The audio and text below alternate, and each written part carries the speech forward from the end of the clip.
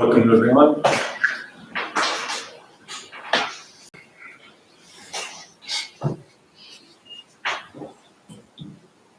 My name is Ken. Teaching introduction to Zen at the Dharmabumtemple this evening. We'll begin just by meditating for a few minutes. I'll ring the bell at the beginning and at the end.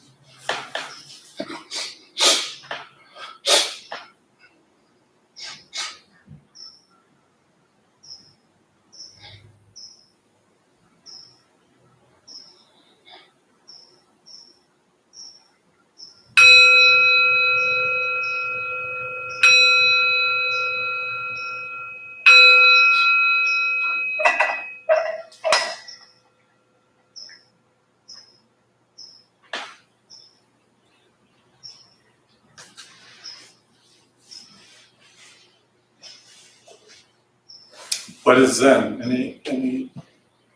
So you think you're asking me questions, but I'm going to ask you questions. So, any ideas? Zen? No ideas.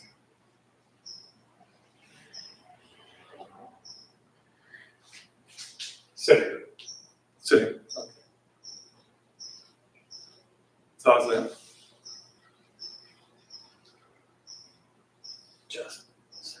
Just.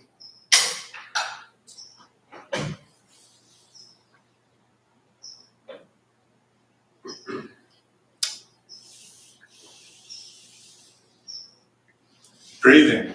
Breathing. Everyone breathing. Body.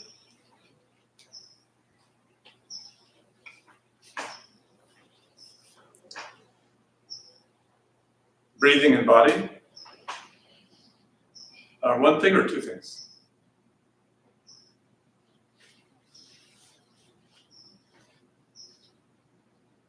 That's an easy question. And more important is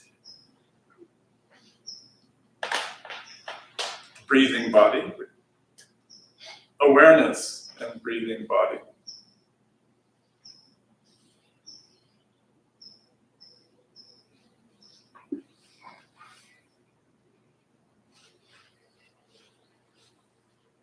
So it's important in Zen meditation and all meditation to have some view about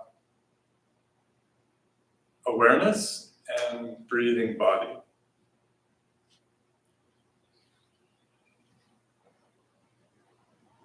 What is the intention or view of awareness, breathing, and body when we're sitting? Are we supposed to, close our eyes and disappear into some peaceful place far away? Be happy there. Escape. Or be present right in this present moment through this breathing body and awareness confluence. So what happens as soon as we sit and start? Sit, posture. First thing that happens, pretty universal. First minute, you're all perfectly peaceful, happy, present. Or it gets more noisy. It's very important to have the view that more noise is a really good sign that you're starting the meditation practice. More noise? Good. Because what do we do during the day? All our noise is projected and carried by all the stuff happening around us, and we ignore it for the most part. So first step is more noise.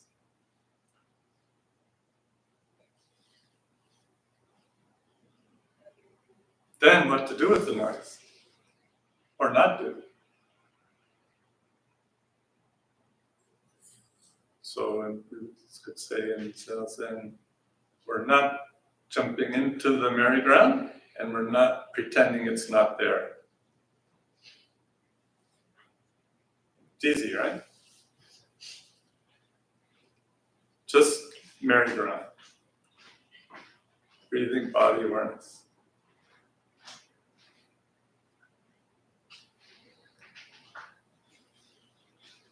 And then we pull these ideas, oh no, I'm supposed to have a good meditation, perfect meditation, everything's supposed to go well, I'm going to be, this is all discarded. Meditation is perfect, as it is, nothing to change, not trying to go somewhere to achieve something, being absolutely present, breathing, body awareness, whatever comes up, sounds, thoughts, feelings, stuff past.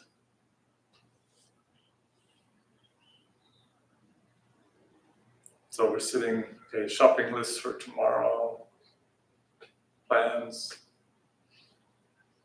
trying to fix something that happened yesterday. Oh, I'm going to say blah, blah, blah to somebody that I really wanted to say it to, these things chatter, right? But where are they, in this present moment? So they keep coming up. We kept coming back to our breathing, body, and awareness. This is kind of beginning phase.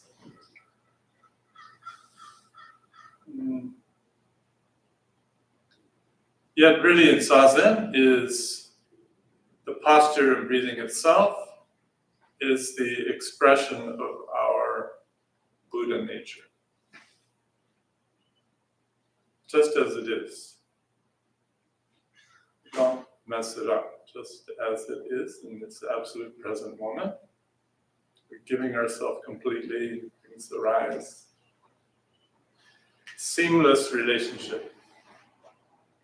Not trying to play whack-a-mole with things that come up that we don't like. Just allowing it to come out. It's going to go away all by itself. Come up again. It's fine. So very easy, right? I mean simple, not easy. Very simple. Profoundly simple.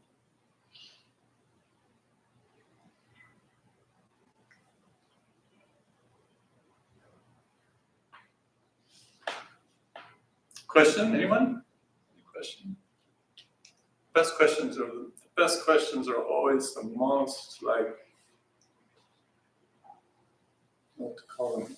Sometimes I call them dumb questions, but the dumb questions are always the best questions, the most profound questions. So don't be afraid to think your question is doesn't make sense or something. Those are the best questions.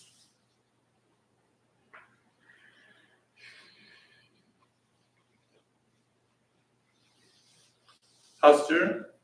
Posture is important. Breathing, the seamless body breathing awareness, but in Zen, they also talk about cultivating belly breathing. This helps a great deal.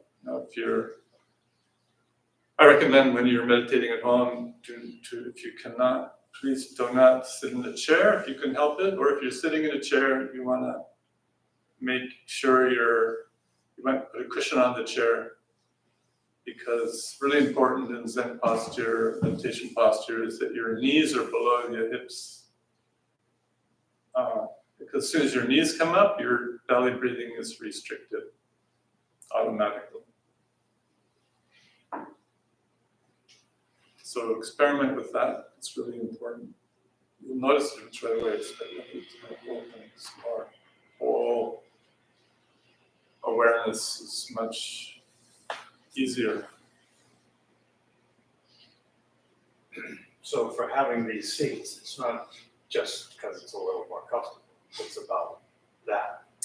Yeah, it really is about it. Breathing, body, in seamless relationship with our breathing and body is facilitated much easier when we develop a stronger sense of in Chinese they call dantian or tanden in Japanese, the center, body center.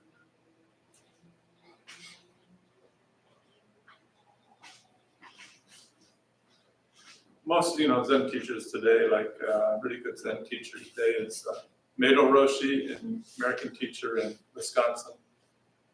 There's 2 books. One book is called Hidden Zen. He goes through this a great deal on how to cultivate breathing and tanden.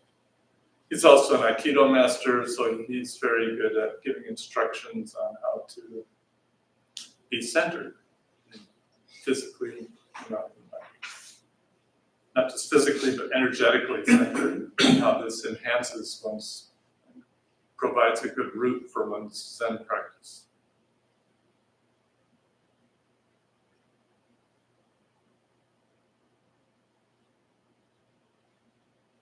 He also gives sesshin in Wisconsin at his place there, Korinji Monastery. We'll invite him here at some point. We'll come to San Diego, do some teaching.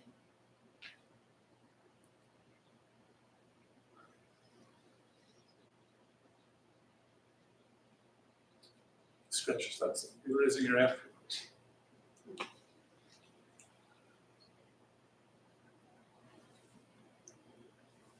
I always recommend a good book, Zen Mind, Beginner's Mind also. The Suzuki Roshi founded San Francisco Zen Center in the 1960s. This book was published from his talks given there in the late 60s, early 70s. It's still probably the best introductory, and not just introductory, but basic Zen practice book you can find, even with the hundreds of books after that. Partly because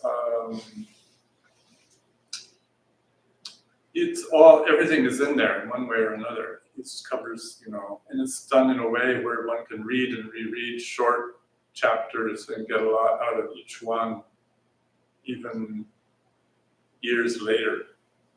Reread and reread kind of book to practice with. It's a practice kind of book, not just a theoretical book.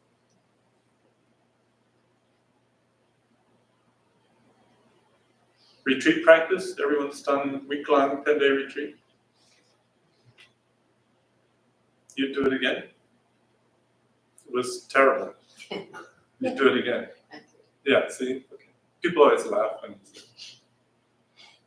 a horrible experience. It was just fantastic. And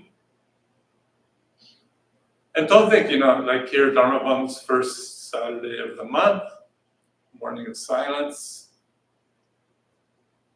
That's the way to begin, and then once you do one of those, then no problem doing a weekend, and then from there to do a week-long Zen retreat or a 10-day Vipassana retreat. Highly recommended. It's very challenging physically in other ways. It's also a great experience to have a vacation from these terrible things and more. To talk a lot, no talking. People bring you food, and all you have to do is sit there. That's it, no problem. Become friends with yourself. It's quite a concept. One Zen teacher described it. What is this? It's the most important book to read. Actually, I recommend Zen Mind, Beginner's Mind, but that's a secondary book.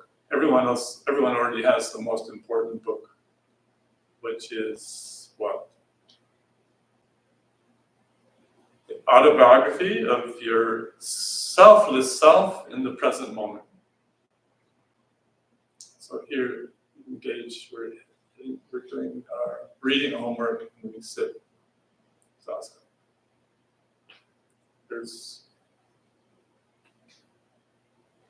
no other one person can do this work for you. This is the route. We get to sit and have the experience of our Buddha nature arising in the present moment.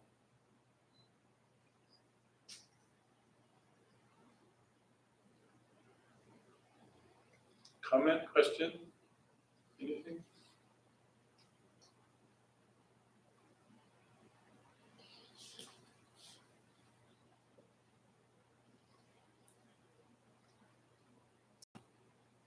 So we'll sit and meditate for a few minutes, and then we'll have the opportunity for maybe some more questions. Yeah. Everyone's ready? This is the beginning of your 7-day retreat, by the way. Jeff has everything ready now. It's on. Okay. I'll ring the bell again at the beginning.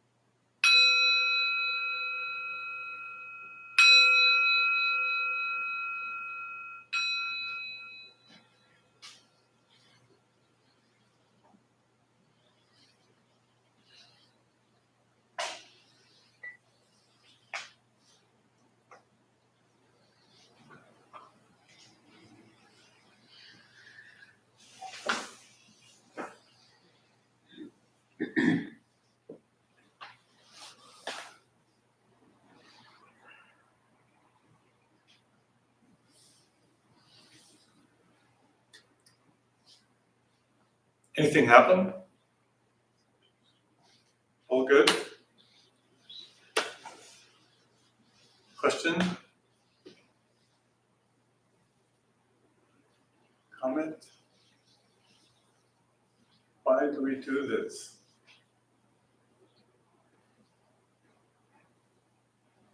Yeah. Quiet the mind. Quiet the mind. We're given a chance. We let go, it quiets all by itself.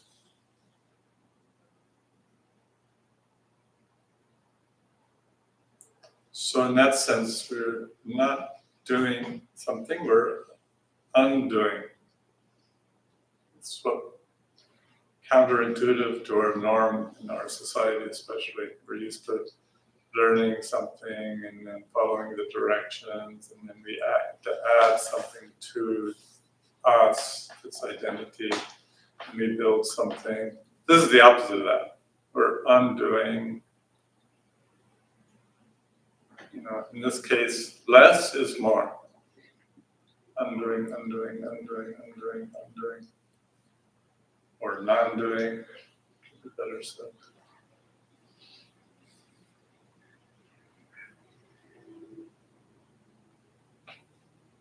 Open, spacious awareness, allowing everything flowing, sounds, sights, everything comes and goes. Eyes open, eyes closed. Eyes closed. Eyes closed, eyes open. Open, open, open. You cross the street, eyes open, eyes closed. Driving.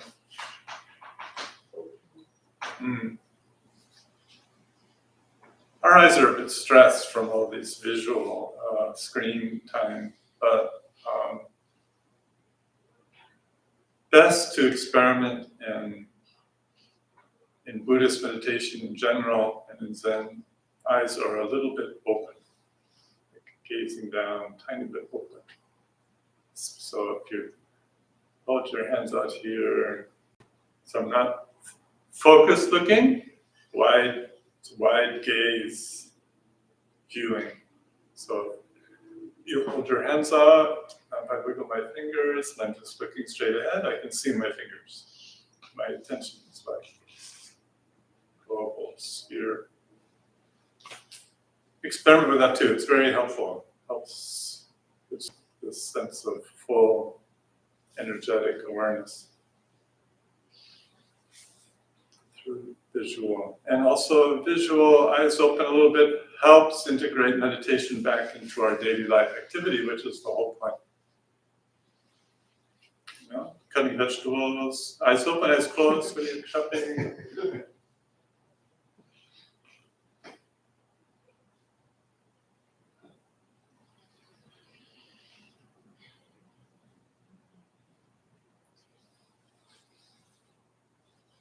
Comment, question, anything else? Again, so this is zazen, means sitting meditation. So there's sitting meditation, standing meditation, walking meditation, talking meditation. Ultimately, the whole point is not to escape into our meditation for a sense of peace, but to bring and integrate our meditation into our daily activity. The seamlessness of meditation and activity. And that's probably one of the greatest benefits of retreat practice is by the third day, all your activity is the same. You're sitting, you're walking, you're moving, you're eating, listening. You might be talking to the teacher during the one-on-one sessions. Everything becomes seamless meditation.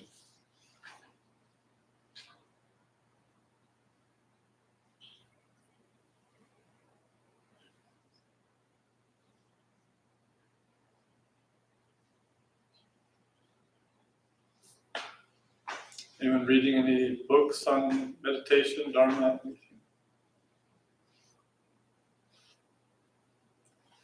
I think these days there's so much available, there's so much to listen to on YouTube and things, it's kind of endless.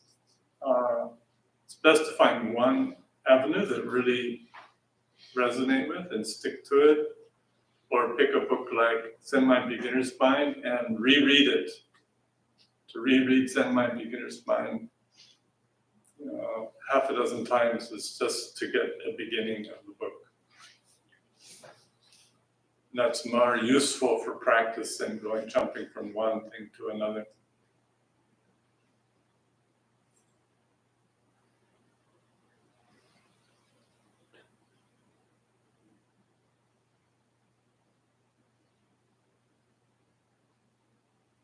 So we'll meditate again for a few minutes and then close.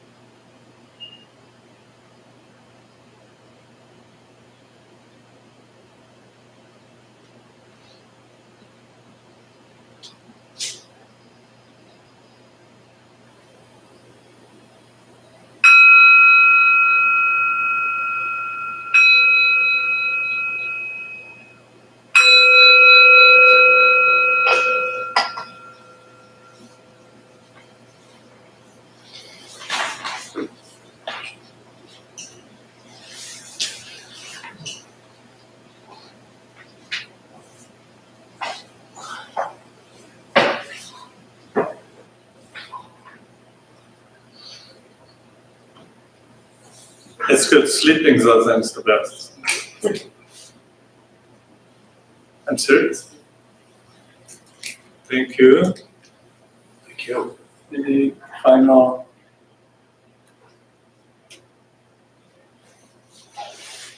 So one Zen saying is 1 minute of zazen, 1 minute of Buddha nature.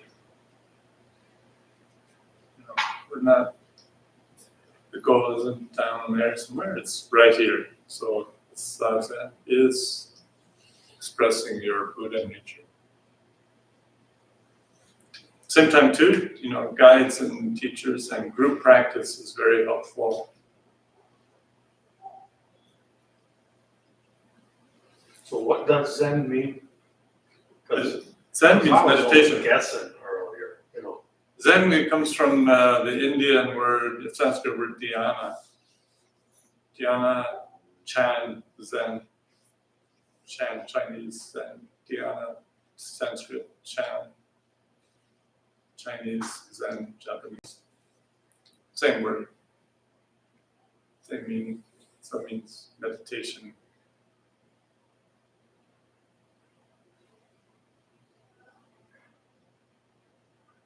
Yeah, so group practice is very helpful. I think you experienced that tonight a little bit. Zen teachers can be helpful, or meditation teachers, because it's important to have someone witnessing your practice. It's very easy to get off in kind of strange lands on your own.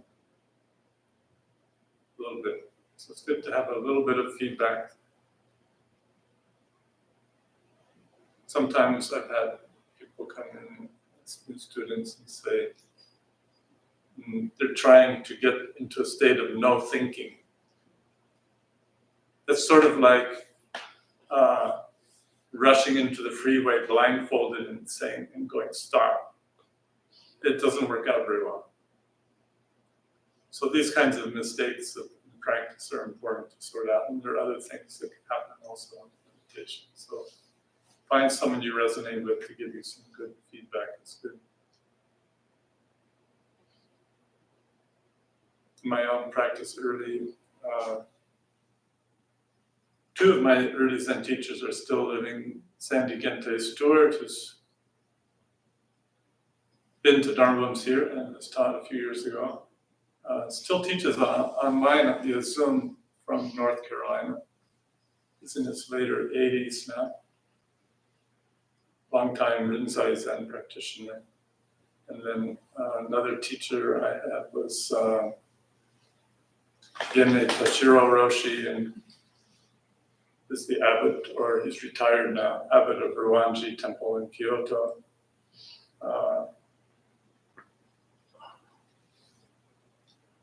So it was a really wonderful experience I had with him, because it was a year, kind of an integration practice for me, which was great. So any more questions, I'm available after class as well. Thank you.